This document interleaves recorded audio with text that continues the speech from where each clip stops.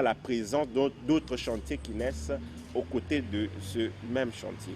Et nous avons aussi la phase de l'exploitation. La phase de l'exploitation visait beaucoup plus le problème du confort et de la sécurité des convois voyageurs. Entre autres, l'implantation des systèmes de signalisation capables de pouvoir gérer les deux modes de transport sans pour autant qu'il y ait le problème d'entrave. Mais puisque là, vous parlez déjà, vous abordez déjà le point de l'exploitation. Nous avons ici à Kinshasa, nous avons déjà le transport que nous utilisons sur le transport routier. Nous avons le bus et autres.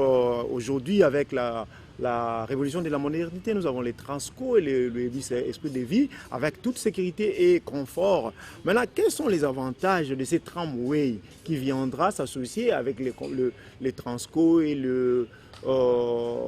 l'esprit de vie et sur le plan sécuritaire et du point de vue des entretiens de ces tramways?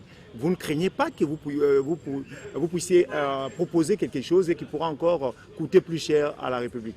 Oui, le problème est majeur. Nous avons soulevé que l'objectif du tramway, c'est de faciliter la croissance économique. Ça, c'est un point vraiment très important. Donc, assurer une bonne sécurité au sein de la ville. Donc, un confort et la sécurité. Alors, tout ça, ça entre dans le problème de la planification du transport urbain.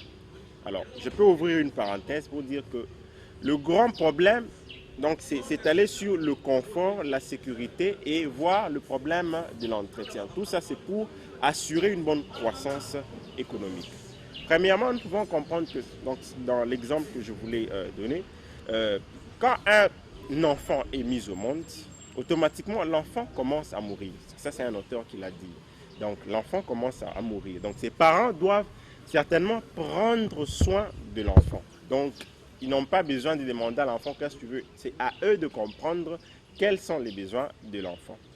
Autrement dit, c'est comme qui dirait quelqu'un qui est sur une très haute tour de grande taille, et il a une brique. Lorsqu'il lâche la brique tombe en chute libre et la brique s'écrase. Il en est de même pour le problème de matériel roulant.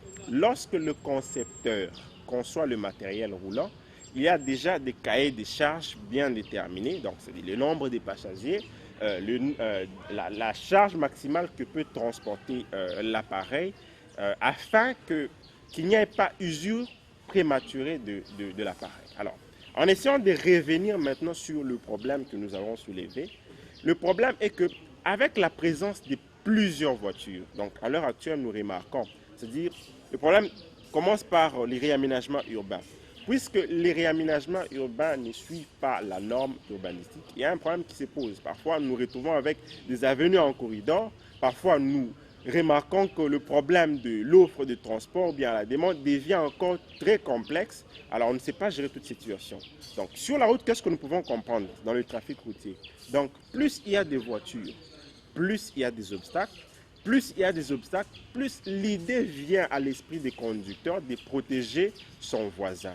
Alors, vous allez remarquer, par exemple, en termes de croissance économique pour les bus, les Transco et autres qui sont déjà sur place, vous allez remarquer que par jour, il y a déjà un nombre de tours bien fixé. Donc, un nombre de mouvements pendulaires qu'un bus doit effectuer pour pouvoir atteindre un versement bien déterminé par jour. Alors, avec les problèmes de réaménagement urbain qui surgissent, vous allez remarquer qu'un bus qui pouvait quitter d'un point à un autre sera obligé de s'arrêter en plein milieu du trajet. Pourquoi? Parce qu'il rencontre des obstacles, comme nous l'avons soulevé. Donc la présence de plusieurs véhicules conçut déjà les obstacles pour les autres. Alors le problème qui se pose, c'est que le temps se perd. Donc vous allez remarquer que non, c'est le temps qui est en train d'être perdu. Non seulement le temps qui est perdu, et ça se répercute déjà sur le nombre de tours que l'appareil pouvait effectuer, le nombre de mouvements pendulaires que l'appareil pouvait effectuer sur toute la journée. Étant donné cela, il n'y aura pas moyen d'atteindre le versement qui avait été fixé pour la journée.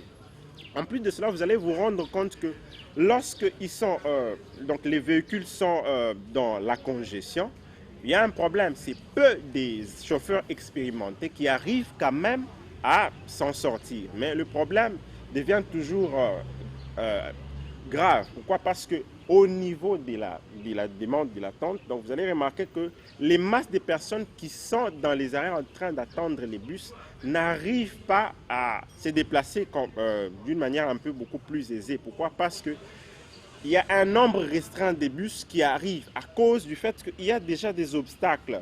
Donc, étant donné cela, vous allez remarquer que lorsque ce nombre restreint de bus arrive dans les arrêts, tout le monde aura l'intention toujours d'accéder à bord du bus. Premièrement, vous allez vous rendre compte que on va dépasser le nombre de passagers qui devaient entrer normalement dans les bus.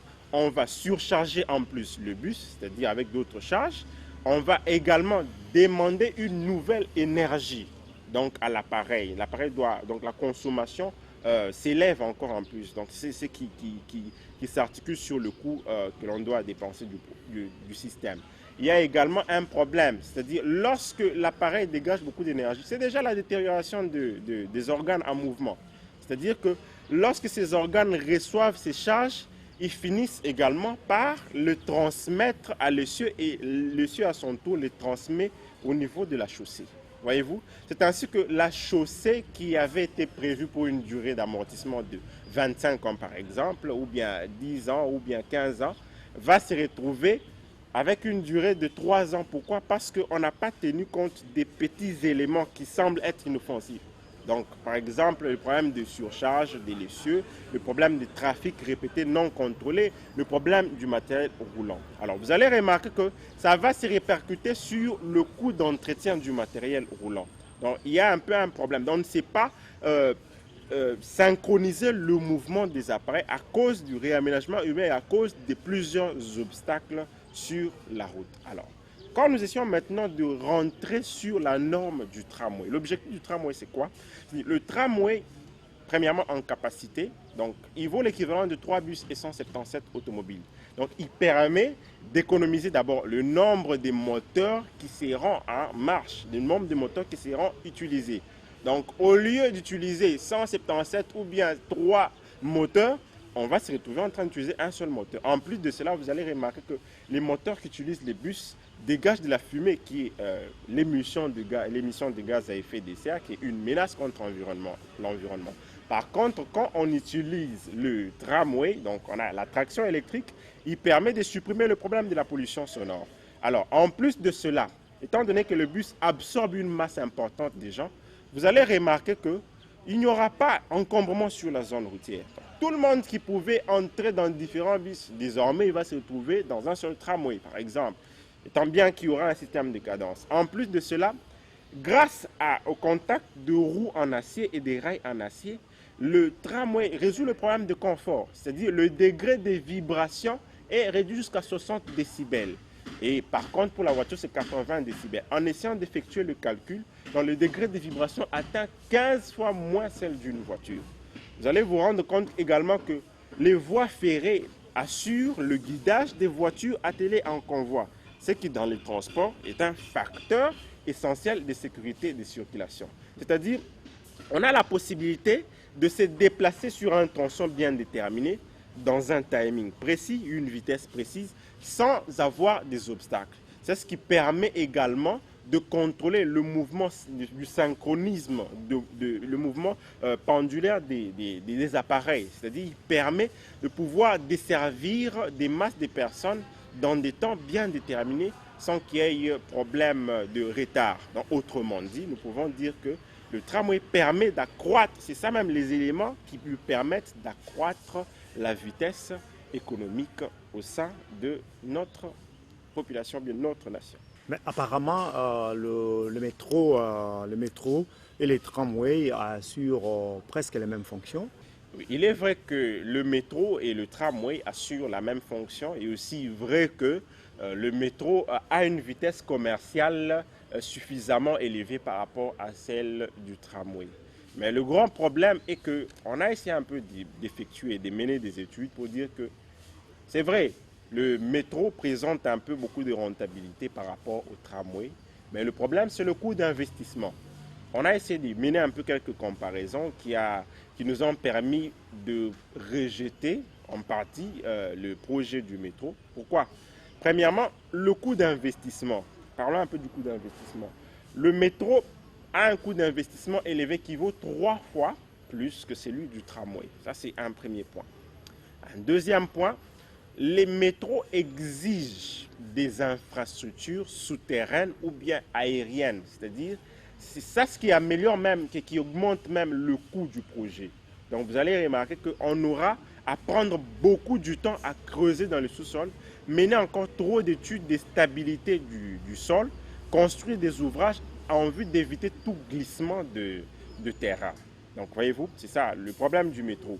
En plus de cela, vous allez voir qu'il y a difficulté d'utiliser le réseau local, les réseaux de communication par exemple, les internets, utiliser la communication au sein du métro. Donc, à cause du fait qu'il y a déjà une couche qui sépare la surface ambiante ordinaire que nous utilisons et avec des émetteurs comme des satellites. Pendant que le métro est dans le sous-sol, il est difficile de capter toutes ces ondes et informations.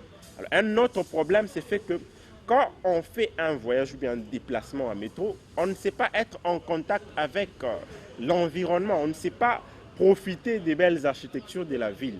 On est plus cloisonné dans le sous-sol avec juste peut-être la lumière qui va éclairer les tunnels. Alors voilà, c'est ça un peu ce qui permet de différencier sur le plan du choix du tramway.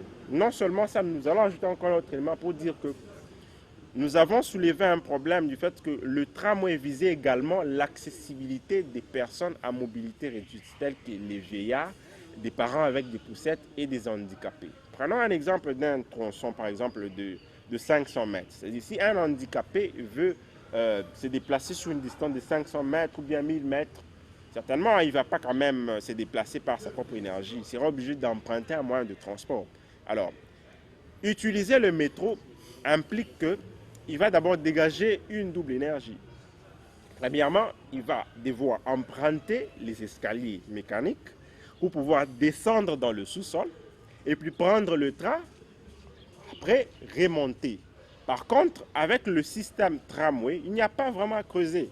On va juste se familiariser à l'architecture urbaine qui est déjà sur place et on aura juste à décaisser sur des zones centrales, comme nous l'avons expliqué, les bandes qui sont proches du séparateur, en vue d'implanter juste la structure, l'infrastructure de la voie avec quelques équipements connexes. Donc ça demande moins d'énergie par rapport. En plus de cela, avec le tramway, on a la possibilité de communiquer et il répond à une logique architecturale de l'environnement. C'est-à-dire on peut parler au téléphone, on peut circuler, observer les belles architectures de la ville. Voilà, c'est ça ce qui a permis que nous puissions beaucoup plus apprécier le tramway, bien qu'il est moins rentable que le métro. Mais son prix ou bien son budget ou bien son coût d'investissement reste abordable pour une ville moyenne qui l'accueille. Voilà ce que nous pouvons dire. Tout à l'heure, là, vous avez évoqué le problème de la pollution avec le bus que nous avons ici, que nous utilisons dans la ville de Kinshasa. Et étant donné qu'avec les tramways, on aura vraiment à supprimer les CO2, vous le savez très bien, avec les coupures de courant aujourd'hui dans la ville de Kinshasa et partout, même en Afrique, il est vraiment difficile d'assurer la facilité d'avoir de l'énergie électrique. Comment vous envisagez résoudre ces problèmes? Oui, en fait, vous avez soulevé le problème de coupure intempestive du courant électrique, parce qu'on ne peut jamais se déplacer avec le tramway sans pour autant être branché sur le réseau électrique. Parce que lorsque le réseau électrique n'envoie plus l'énergie, on ne sait pas se déplacer. Autrement dit, on ne sait pas effectuer une mobilité. Encore plus, on ne sait pas se développer parce que le développement lui-même déjà est un déplacement, est une mobilité. Donc on peut quitter d'un état précaire vers un état encore beaucoup plus significatif. Alors, le problème c'est que à l'heure actuelle, le courant électrique que nous utilisons est obtenu à partir du barrage électrique, donc à partir du barrage hydroélectrique. Alors, il n'y a pas qu'une seule source de production du courant, telle que la turbine. Ce n'est pas seulement l'unique source. Nous avons bien d'autres, plusieurs sources électriques qui peuvent nous fournir du courant.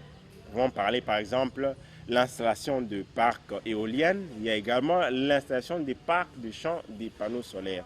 Vous allez remarquer que dans des pays qui ont essayé un peu de développer cette technologie, les panneaux solaires, par exemple, ils utilisent une énergie solaire, c'est-à-dire le rayonnement solaire, voire même, pour aller plus loin, l'énergie lumineuse.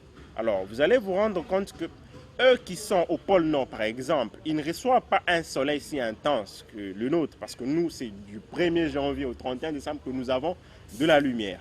Alors, vous allez vous rendre compte qu'ils ont quand même des systèmes de fonctionnement, c'est-à-dire ils ont implanté des champs de panneaux photovoltaïques qui reçoivent l'énergie lumineuse et le transmettent, le réinjectent dans le réseau d'utilisation du tramway. Pour nous, pour pouvoir contourner un peu ce problème, c'est-à-dire on peut toutefois se brancher sur le système ordinaire que nous utilisons habituellement, mais également on peut avoir la possibilité de se brancher sur un autre réseau. Donc en cas de problème, on peut directement recourir à ce système, c'est-à-dire le long de la voie, il y a certainement des espaces, je crois que nous l'avons bien indiqué dans le projet. Donc, il y a certainement des espaces sur lesquels on peut implanter des champs de panneaux photovoltaïques qui peuvent facilement emmagasiner de l'énergie lumineuse et la réinjecter dans le réseau pour qu'il n'y ait pas problème de coupure, donc problème de mobilité pour le système de tramway. Voilà, c'est ça la solution que nous avons envisagé adopter. Pourquoi? Parce que bien qu'on peut donner des raisons que le soleil n'envoie pas suffisamment de rayonnements, surtout les jours où il pleut. Mais l'objectif des panneaux solaires, ce n'est pas seulement recevoir le rayonnement solaire, mais